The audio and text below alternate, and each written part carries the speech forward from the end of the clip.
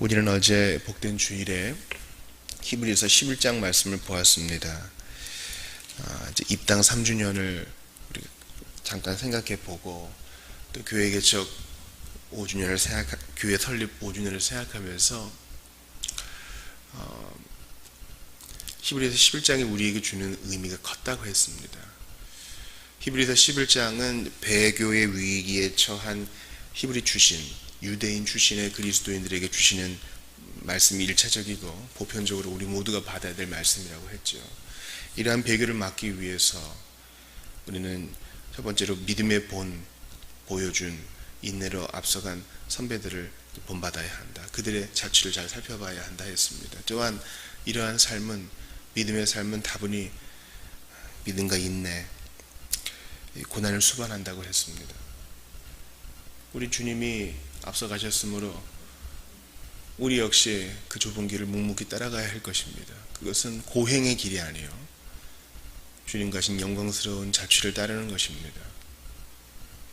믿음으로 사는 삶은 거창하게 나팔 부는 삶이 아닙니다. 주님이 구름 떠올라서 준비하라 하시면 또 짐을 꾸리고, 여기에 머물라 하시면 또 머물고, 그 기간이 길어서 여기에 안주하고 싶다 할 때 또 구름이 올라가면 가야 되는구나, 짐을 싸는 것, 견딘과 오래 참음, 눈물과 수고뿐인 우리의 삶에 새로운 의미를 부여하는 것입니다. 믿음은 바라는 것들의 실상입니다. 보지 못하는 것들의 증거입니다. 우리 앞선 선진들은 잘 먹고 잘 사는 본을 보인 것이 아니라 믿음으로 오래 참는 복, 비록 이 땅에서 한 줌 땅을 얻지도 못하고 남들이 사는 만큼 떵떵거리며 살지 못했던 것 보여도, 그렇게 보였다고 할지라도 그들은 믿음으로 이미 모든 것을 얻은 자들이었습니다. 그리스도께 최상의 가치를 두고 세상은 상대적인 가치로 바라봤기 때문에 이 세상 모든 것들을 그저 배설물과 초계처럼 여겼던 것입니다. 그리스도께서 그 본을 보이셨습니다.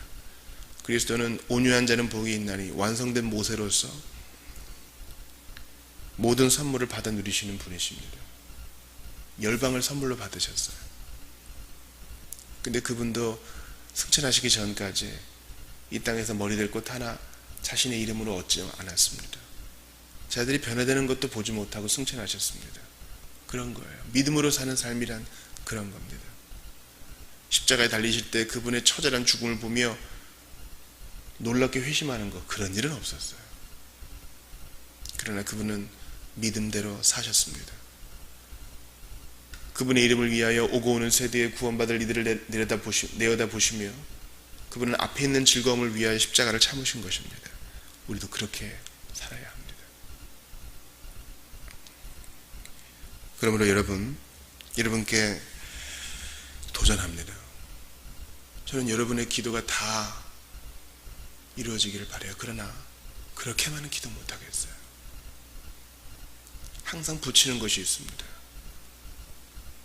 저 성도가 원하는 기도의 제목이 잘 이루어지길 원합니다. 그러나 우리 이연필 선생님이 하신 말씀 기억하셔요? 더 아프게 기도하라. 더 아프게 해달라고 기도하라. 그런 의미가 있겠죠. 주님이 허용하신 이 아픔, 주님이 최선으로 나를 인도하시는 와중에 내게 아픔을 허락하신 것은 의미가 있다는 거예요.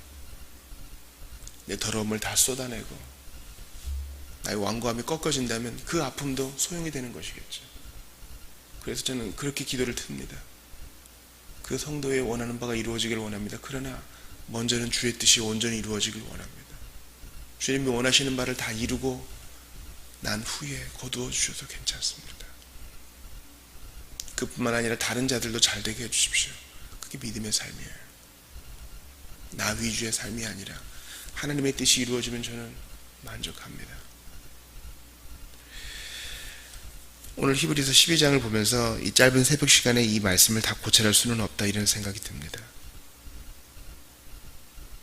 그러나 이 본문 말씀을 읽는 자체만으로도 우리에게 큰 위로가 되었고 촉촉함을 주었다는 사실은 부인할 수가 없습니다. 그래서 정말 주님이 빨리 때를 열어주시기를 바랍니다. 이제 새벽처럼 또 주일 설교처럼 본문을 넓게 잡거나 한 가지 사실에 집중해야 되는 그런 시간 말고 성경을 한 절 한 절 깊이 있게 볼 수 있는 그때가 속히 열리기를 바랍니다. 우리가 히브리서 11장의 주제는 바로 12장 1, 2절에 있다고 했죠. 우리가 이렇게 믿음의 선진들을 열거하는 이유는 무엇입니까? 믿음의 주요 또 온전케 하시는 이, 믿음의 주요 또 온전케 하시는 이인 예수님을 바라보는 데 있습니다. 많은 믿음의 사람들이 있지만 그들은 다 우리와 같은 성정을 지닌 사람이요, 다 실패를 겪은 사람들입니다.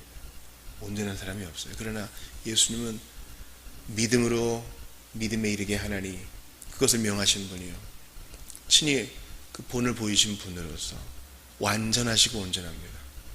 믿음으로 사는 삶, 예수님을 주목하여 현재의 나의 고난을 견뎌내고 이겨내고 돌파해 나가게 하는데 그 목적이 있습니다. 그는 그 앞에 있는 기쁨을 위하여 십자가를 참으사 부끄러움을 개의치 아니하시더니 그 후에는 어떻게 됐습니까? 하나님 보좌 우편에 앉으셨느니라. 그러므로 너희도 앞에 있는 즐거움을 생각하며 현재의 고난을 이겨내어라. 배교할 생각은 하지 말고 믿음의 굳건히 서 있어라 합니다. 그러면서 너희가 이 고난을 당하는 것은 징계의 측면도 있다. 잠언 말씀을 인용하면서 어떻게 징계 없는 아들이 있겠느냐, 어떻게 꾸짖지 않는 아들이 있겠느냐, 유산 상속자를 잘 훈련시키는 것이 아버지의 본뜻 아니겠느냐. 그러므로 하나님이 너희를 아들과 같이 대우하사 상속자와 같이 대우하사 징계하시는 것을 기쁘게 여기라, 이렇게 얘기합니다. 우리에게 구름과 같은 허다한 증인들이 있지 않느냐. 그러면서 제가 이제 제 오류를 좀 인정을 해야 될 것 같아요. 이렇게 오래 참고 징계를 받아들여야 되는 이유로 우리에게 구름과 같이 허다한 증인들이 있다고 본문이 얘기하죠. 구름같이 허다한 증인들. 저는 이것을 과거에 이렇게 설명을 했습니다. 저기 보세요, 엘리야가 우리를 격려합니다. 모세가 우리를 바라보면서 조금 더 힘을 내 휘파람을 붑니다. 물론 그렇게 생각할 수도 있겠어요. 경기장에서 우리가 믿음의 뜀박질을 할 때 이미 이 자리를 건너간 믿음의 수많은 선진들이 우리에게 환호성을 보이며 응원하고 있다. 물론 그렇게 얘기할 수도 있겠죠, 우리가 격려를 받은 측면에서. 그러나 성경 다른 곳을 봤을 때 우리보다 먼저 이 세상을 떠난 믿음의 선배들이 우리를 지켜보고 있다는 개념은 상당히 좀 위험할 수 있어요. 곡성이라는 영화가 있어요. 거기 보면 자기 그 딸아이가 아프니까 신부를 찾아가 합니다. 그 딸의 아빠가 주인공이죠. 그때 신부가 뭐라 그래요? 귀신이란 죽은 사람의 영혼 아닙니까? 그렇게 얘기해요. 죽은 사람이 떠드는 것이 바로 귀신 아니냐, 그렇게 얘기해요. 신학이 잘못되었죠. 성경은 그 어디에서도 죽은 사람의 영혼이 한이 맺혀가지고 이 땅을 떠들면서 귀신 노릇을 한다, 그런 얘기가 없어요. 성경을 읽어본 사람이라면 그걸 다 알 수 있어요. 귀신은 타락한 천사들의 그 졸개들일 뿐, 그 수가 정해져 있습니다. 우리가 귀신한테 너무 많은 힘을 부여해서는 안 돼요. 그들이지 멸망에 작정된 타락한 천사들을 말하는 것이지, 죽은 사람의 영혼이 이 땅에 나와서 누구를 괴롭히고 한을 풀고 가끔 뭐 교실에 나타나고 그런 개념은 없어요. 그런 미디어를 통해서 우리가 잘못된 신학을 주입받는데 그것을 우리가 바른 교리 교육으로 이제 밀쳐내야 되는 것입니다. 12장 1, 2절에 구름같이 허다한 증인도 마찬가지입니다.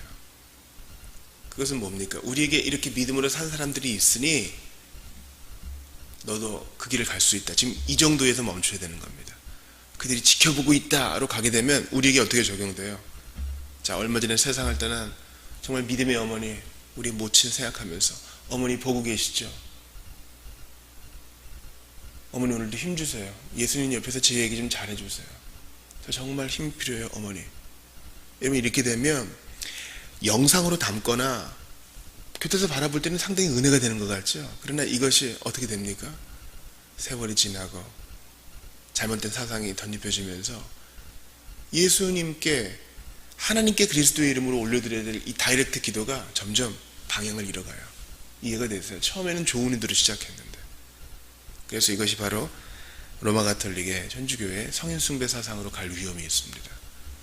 그러니까 성경 어디에서도 믿음의 선진들이 우리를 내려다보고 있다, 이런 개념이 없고, 두 번째, 이것이 우상 숭배로 이어질 가능성이 있기 때문에 우리는 항상 예수를 바라보라. 예수님은 실제로 우리를 지켜보고 계시고 우리를 응원하고 계시고, 우리는 거기에서 위로를 받아야 되고 거기에 우리의 교훈을 두어야 하는 것입니다. 사랑하는 여러분, 히브리서 12장은요 에둘러서 말하지 않습니다. 인내의 주님, 믿음의 주님이시고 온전하게 하시는 이 예수님을 바라보아라, 이렇게 쳐다보라. 그분의 앞서가심을 생각하고 공부하고 연구하고 묵상하라는 것입니다. 그분이 맞으셨는데 너희가 어떻게 비단길만 꽃길만 기대할 수 있겠느냐. 그분은 죄가 없으셨는데도 고난의 길을 겪으사 지금 가장 복된 자리에 앉으시는데, 하나님께서 너희의 부족함을 고치시고 더 빛나는 보석으로 만드시기 위해 잠시 잠깐 징계를 허락하시는 것을 왜 불평하며 받아들이지를 못하느냐. 9절을 보세요. 우리 육신의 아버지가 우리를 징계해도 공경하였거든. 우리 육신의 아버지의 징계는 항상 감정이 서려 있어요. 아무리 객관적으로 화를 다 제해버리고 징계한다고 해도 사람은 완벽히 객관적인 징계를 할 수가 없습니다. 그러나 우리 하나님께서는요 그렇지를 않으세요. 미워서 분풀이로 그러지 않으셔요. 우리로 하여금 지엄한 행복에 이르게 하시기 위하여 주님은 모든 커리큘럼을 완벽하게 짜놓으시고 우리를 가르치십니다. 그래서 11절 보세요. 무릇 징계가 당시에는 즐거워 보이지 않고 슬퍼 보이나 후에 그로 말미암아 연단받은 자들은 의와 평강의 열매를 맺느니라. 그렇죠. 부모님의 잔소리와 선생님의 꾸지람은 우리 잘 되라고 하는 것입니다. 그런데 온전하신 우리의 아버지, 온전하신 우리의 선생님, 온전하신 우리의 주님이 얼마나 더 큰 복을 우리에게 예비하시며 지금 잠시 잠깐 징계를 허락하시는 거겠어요. 그러므로 피곤한 손과 연약한 무릎을 일으켜 세우고 너희 발을 위하여 곧은 길을 만들어 저는 다리로 하여금 어그러지지 않고 고침을 받게 하라. 그렇습니다. 애들로 말하지 않아요. 피곤한 손, 연약한 무릎 이렇게 세워라. 다시 기도하고 다시 사명의 길로 들어서라. 이렇게 얘기합니다.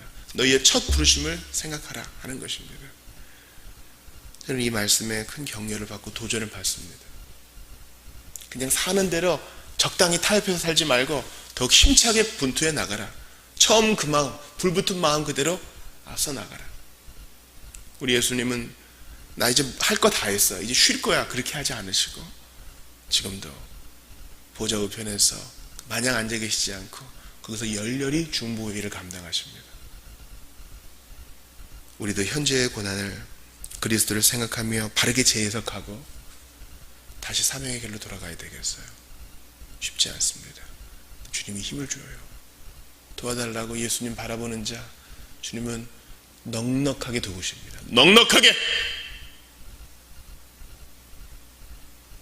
오늘 본문의 마지막 절을 보십시오. 그러므로 우리가 흔들리지 않는 나라를 받았은즉 은혜를 받자. 이미 받았어요. 그 나라는 이미 우리 소유예요. 우린 이미 상속자라고요. 육신의 옷을 벗는 그날 우리는 온전한 상속을 누리게 될 것이에요. 우리 이미 상속자라고요. 상속자로서 지금 고된 훈련을 받는 거예요. 그러므로 은혜를 받아야 됩니다. 매일매일 받자는 뜻입니다. 이로 말미암아 경건함과 두려움으로 하나님을 기쁘시게 섬길지니 우리 하나님은 소멸하는 불이십니다. 은혜를 받아 기쁘게 섬길 수 있습니다. 은혜를 받는 목적은 기쁘게 섬김의 목적입니다. 우리가 기쁘게 섬기지 못하는 이유는 바로 은혜를 제대로 받지 못했기 때문입니다. 예수를 바라봐야 은혜를 받을 수 있어요. 예수님이 누구신지 알아야 은혜를 받을 수 있어요. 예수님 앞에 자신을 노출시켜야 은혜를 받을 수 있어요. 오늘도 예수님께 가십시오. 피곤해 지친 몸이 따사로운 햇살을 다 온몸에 받으면 왠지 기운을 얻지 않습니까? 그런 것처럼 은혜의 주님이신 예수님께 나아와 마음껏 은혜를 받고 기쁘게 주님을 섬기는 오늘의 견딤을 완성하고 기쁨으로 오늘을 이겨내는 여러분들 다 되시기 바랍니다. 기도합시다. 하나님 아버지, 저희의 고난과 징계가 다 이유가 있음을 기억합니다. 그리고 감사합니다. 예수를 바라보는 데 있어서 지치지 않고 포기하지 않는 저희들이 다 되게 하여 주옵소서.